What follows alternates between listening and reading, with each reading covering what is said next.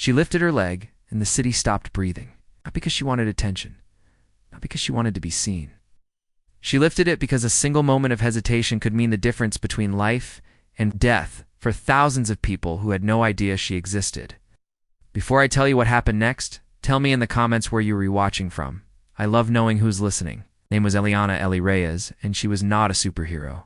She was a woman with a uniform, a badge, and a burden that had been placed on her shoulders long before she ever stepped into the bright lights of a parade. Ellie was part of a specialized unit tasked with one thing: stopping a catastrophe before it began. And that day, the catastrophe was hiding in plain sight. The morning began like any other. The city was awake in the way cities are awake: traffic humming, coffee brewing, the distant thump of construction. The sun painted the buildings gold, and people moved through the streets with the calm confidence of those who believe the world is stable. Ellie stood on a rooftop overlooking the downtown district, a silent figure in a sea of movement. She had been watching for hours, waiting for a sign, waiting for something that didn't belong. A bomb. Not a crude device, but a sophisticated one. A weapon designed to kill not just bodies, but hope. A weapon that would turn a busy city center into a scene of ruin. She had trained for it, yes, but training never prepared her for the way fear feels in real life. Fear isn't loud, it's quiet. It's the tightness in your chest, the dryness in your throat, the way your hands tremble even when your mind is telling you to stay steady. Ellie's eyes stayed fixed on the street below. She watched the people move like a river, unaware of the rocks beneath. A delivery truck rolled past. A bus stopped. A man with a briefcase crossed the street, his tie flapping in the wind like a small flag. Ellie's gaze moved with him, following the way a predator follows prey. Her partner, Sergeant Hayes, sat beside her in the shadow of a rooftop vent. He was quiet, as he always was. His silence was not emptiness, but focus. He watched the streets through binoculars, and his hands were steady, despite the tension in the air. "Any sign?" he asked. Ellie didn't answer right away. She didn't need to. The moment was too delicate. She watched a delivery worker lift his leg to step onto the curb. The tiniest motion. The smallest shift. A movement so ordinary that no one would notice it. But Ellie noticed. She saw the hesitation. She saw the unnatural pause. She saw the way his shoe didn't quite touch the ground the way it should. And she realized, with a sudden clarity that made her stomach drop, that the man wasn't delivering anything. He was placing something deadly. Her breath caught. The city kept moving. Ellie lifted her own leg, not to walk, but to shift her weight, to steady herself. She felt the sweat on her palms. She felt her heart pounding like a drum in her chest. She felt the world narrow to 1.1 human, one motion, one decision. "Hayes," she whispered. "He's placing it." Hayes didn't blink. He simply lifted his radio. "Command," he said, voice steady. Yes. The response came through, clipped and urgent. "Copy. Secure the area. Evacuate. Evacuate." A word that sounded simple until you realized it meant telling thousands of people to run without knowing why. Ellie watched the man move, saw him shift his weight, and understood that he had only seconds before he finished what he'd come to do. She could feel the moral tension pressing against her ribs. She could evacuate the area and risk the bomb being triggered by panic. Or she could stop him right there, right now, and risk becoming the reason people died. The city below continued to hum, unaware of the disaster hovering just inches from the pavement. Ellie's mind flashed back to the first time she had joined the unit. She remembered the training, how they drilled her to act fast, to make decisions that no one else could. She remembered the instructor telling her, "You don't get to be a hero, you get to be right." She thought of her family. Her mother's hands worn from work, her brother's laugh.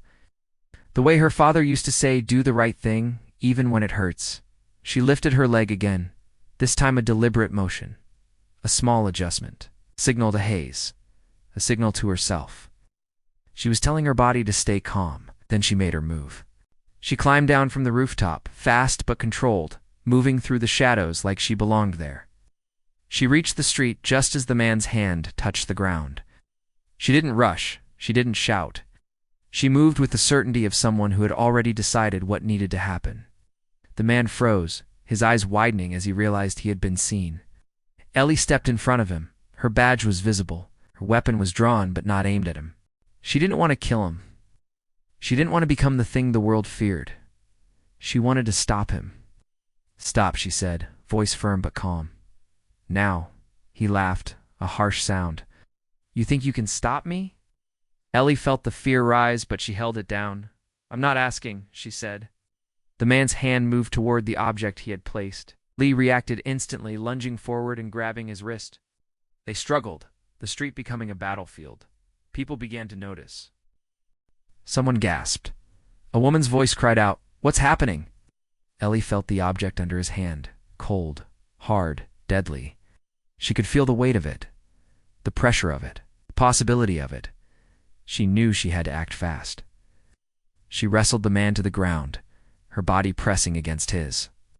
The crowd watched, frozen. The city stopped breathing. Everyone knew instinctively that something terrible was happening, and no one knew what to do. Ellie felt the man's resistance weaken. She saw his eyes flicker with panic. He wasn't a monster. He was a person forced into a role he didn't understand. But the bomb was still there. Ellie made a decision that would define her life. She reached for the object and lifted it. Her hands trembled, her heart thundered. The crowd held its breath. And then, with the careful precision of someone who had trained for this moment, she moved the bomb away from the crowd, away from the street, away from the city's heart. She carried it to a safe distance.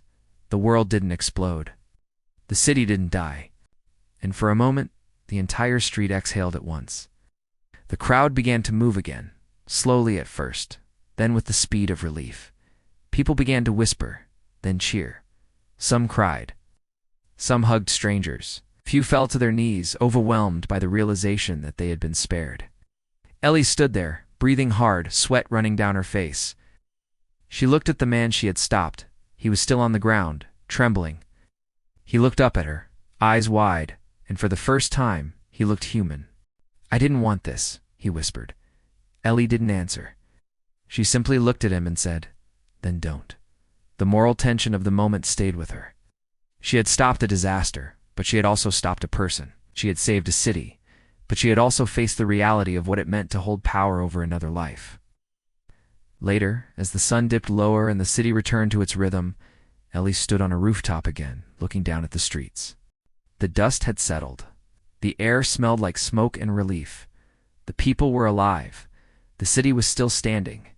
She lifted her leg again, not as a symbol, but as a memory of the moment she had chosen to be brave. Because courage isn't always loud. Sometimes it's a small movement that changes everything. Because kindness doesn't vanish. It waits, and it finds its way back. And as the city continued to breathe, Ellie watched the world move on, knowing that her choice had kept it alive. If this story moved you, comment where you're watching from. Subscribe to Whispered Words for more true mission stories. And stay with us because the next story might remind you that one small decision can change the world. Because the bravest moments aren't always seen, they're felt in the silence that follows.